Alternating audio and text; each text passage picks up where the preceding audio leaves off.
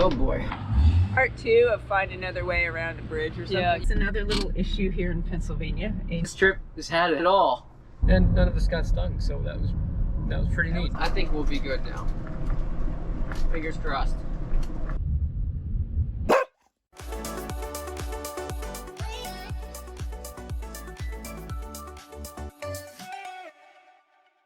What a difference 1,000 miles makes, from the beaches of Northeast Florida to the farmlands here in Lancaster County, Pennsylvania.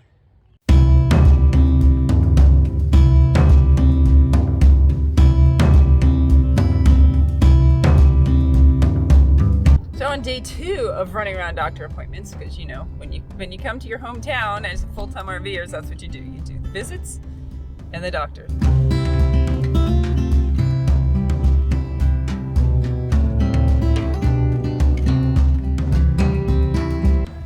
Day 3 visiting has begun. Here we go.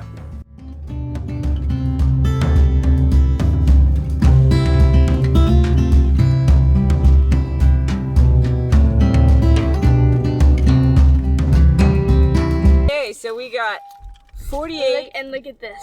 Yeah. Fresh salted pretzel. Fresh, warm, salted pretzel.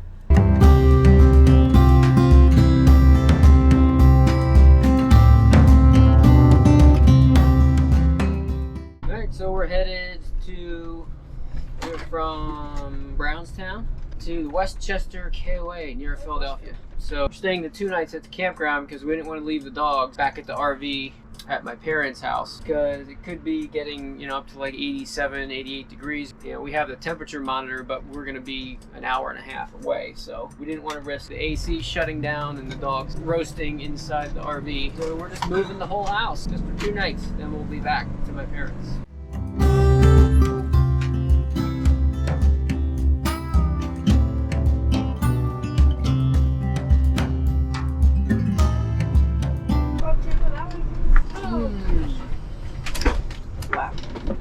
Oh boy. Okay, so we've gotten ourselves into a little bit of a pickle. I'm somewhat familiar with some of these back roads, but it got onto roads that I'm not familiar with because the main road is closed for construction. So I'm seeing that there's 2 tunnels, and one is a clearance of 10 feet and one is a clearance of 11.5. Yeah, and we can't fit over to under either. Yeah. We're gonna have to turn around somewhere. Backing up onto that road to turn around is not a great option. It's pretty heavily trafficked. And we're 13 foot. So why did it bring us away? Like, I can't believe there's no signage further up the road that says, yeah, you're gonna have to somehow turn around. Can you go up, just drive up around me, go up ahead there and see if there's any turnaround spot that I can hit up there, or driveway or something?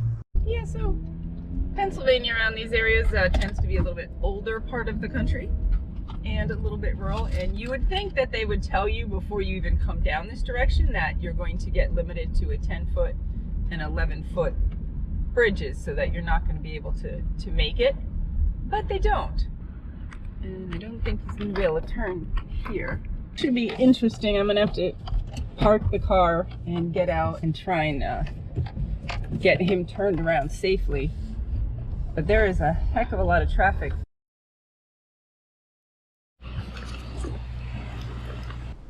Okay, so what?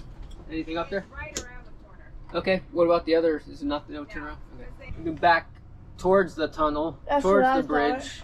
You really do, I think, have plenty of room to, if you just turn it right away and back down into this bush. Okay. See the bush here? I think, and then you're off the main line. Okay. So I think you should be okay. All right, well, Could you? you can go out and kind of wave your arms at the cars coming up. Sometimes there's breaks in traffic and there's no cars coming for a while, and then there'll be like 12, like all in a row and with the blind curve. But I think there's actually plenty of room here. This isn't as bad as it originally looked. I mean, it's no fun, but it's doable. Because Brian's good at doing this thing. He should be able to back this up no problem and get it out of here. So I can go back pretty far. Get down. Go front now or not? Oh, yeah. Like, will I make it?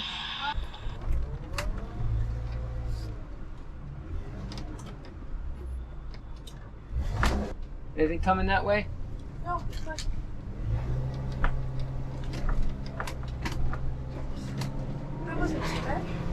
fun little diversion. And I have to say, this turns up and you watch a video and you're like, oh my goodness. But that's probably only the second time that's happened to us in what, 4.5 years of full-time RVing. So it doesn't happen often. Generally, it's something you can get yourself out of. And luckily it worked out good today. And we're back on the road.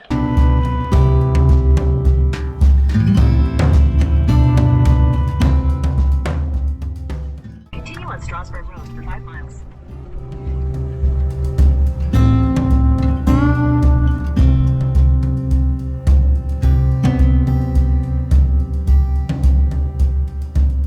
Okay, so we got ourselves in another jam.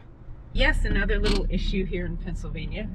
I made it about a couple miles in the reroute, and there's a sign that said no bridges over the creek. I wasn't sure if our route was taking us over the creek, over that bridge or not. Luckily, we're in this development, so I quick pulled over. See if we can find yet another way around.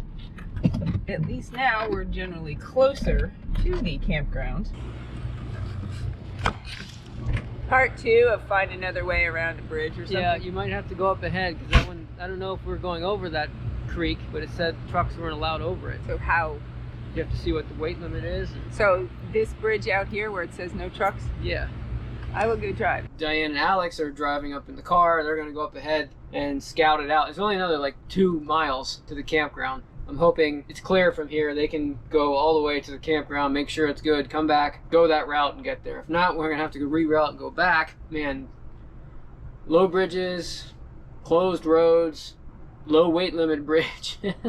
This trip has had it all. Alex and I went to check it out, and what they don't tell you on the sign that's like 3 or 4 miles up here is that it is open to the KOA. It's closed right after the KOA. There's no mention of the KOA, you know, that it's down there, much less that it's open. Now, further down the road, about 2 miles, it does say open to the KOA. But I wish it did that up here. Hey, what did you find out? The bridge is out past the KOA and it's closed for everyone. So that's good news. We were on the right road that would work, but the bridge that's out is just past where we're going, so that's not a problem.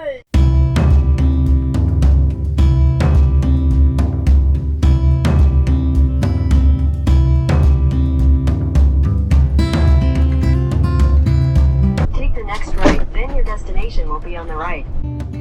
Here we are. We're at the KOA, and it's a little confusing because there's buildings a couple different places, but Diane's going to find where we need to go to register, and then we'll go get our site, get set up, go to dinner. Quick. Yeah, really quick. Where are we? Hey, wait.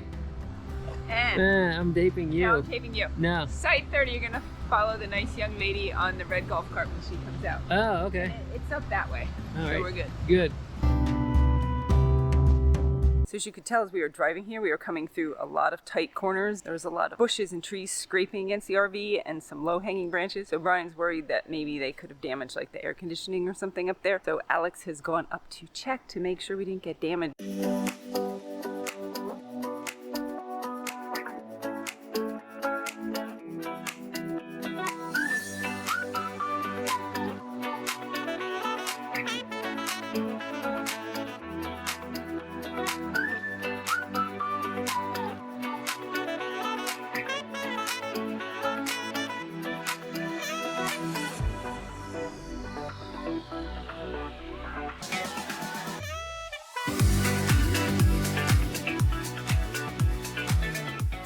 Since we had such an adventurous time getting here to the RV park, we're plotting out a way back to Lancaster County that does not involve undersized bridges and narrow roads, which is kind of tough where we are. You're on back road someplace that has like weight limits and low bridges and things like that, so it's taking a while.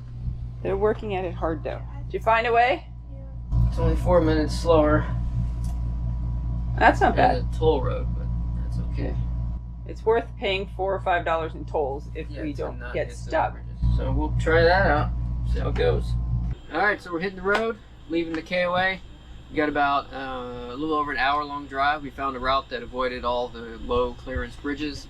And hopefully things will go smoother than on the way down here. Not have to do any 5-point turns. I think it's time lapse time.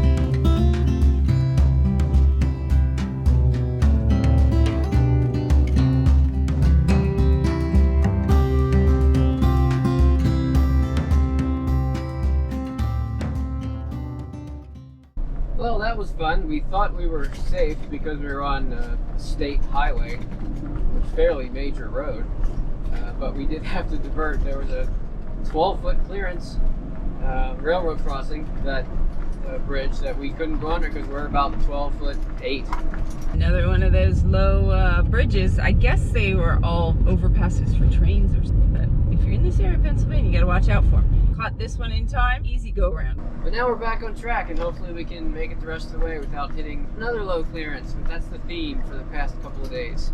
Low clearance bridges. I think we'll be good now. Fingers crossed. We're gonna spend the next 4 nights back at Brian's parents in their driveway. But yeah, we're gonna spend some more time with them because we won't see them again until November.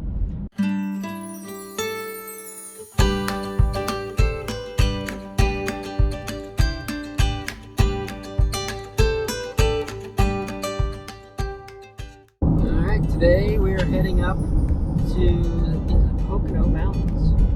Alex is driving, doing a chauffeuring service. Learning to drive on the PA roads. And what'd you say about the PA roads? You like them? Good too. She's like, the standard consensus. yeah, she's like, I like driving in Florida better. The roads are a little more smooth in Florida.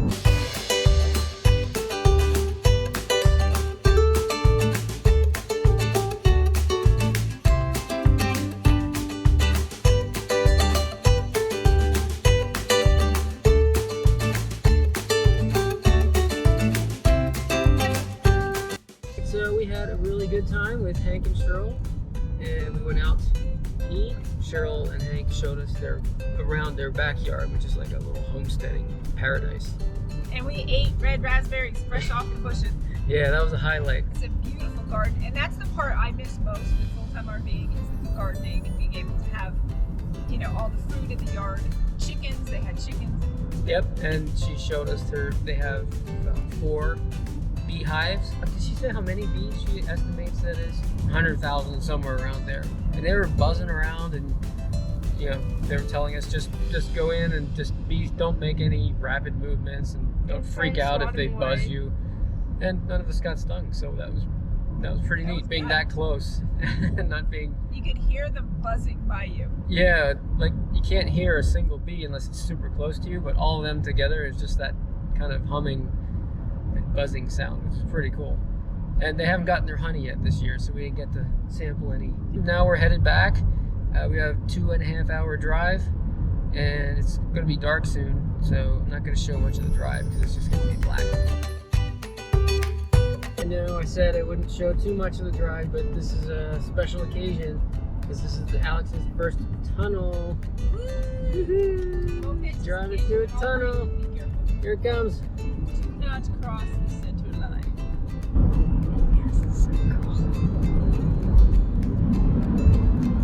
Wow, it's a lot scarier when driving.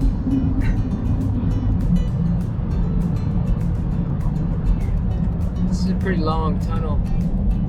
It's a good one to start with. Let's go to the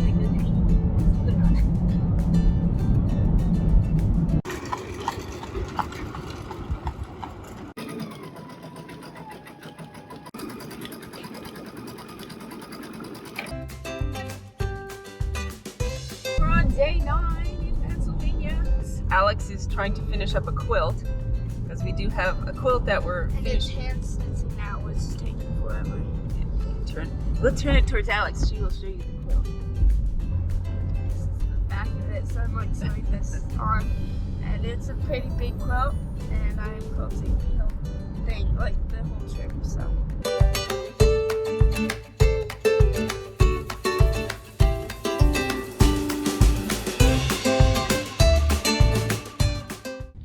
Day 10 in Pennsylvania, just about complete. And you can tell because we are wiped out. I think we get more tired in 10 days just running around Pennsylvania and home here than we do if we're out hiking and biking out west for 10 days straight. There's just something like mentally and physically exhausting about trying to fit everything in a week and a half. So it'll be good to get back on the road. We'll miss everybody. Get traveling again because as strange as it seems, that's our normal. So for us, that's getting back to normal. Head out early tomorrow morning and we'll maybe get to, I don't know, Indiana? I think probably Indiana tomorrow. I really haven't looked at the map yet. I know it's 940 miles to Newton, Iowa, but beyond that, I don't know much about the trip or how far we're going tomorrow or where we might stop. So we will maybe figure that out tonight. That'd probably be pretty good if we tried to figure that out tonight before we actually leave. So this is what it looks like, you know, the night before we're pulling out and we're trying to get everything straightened out.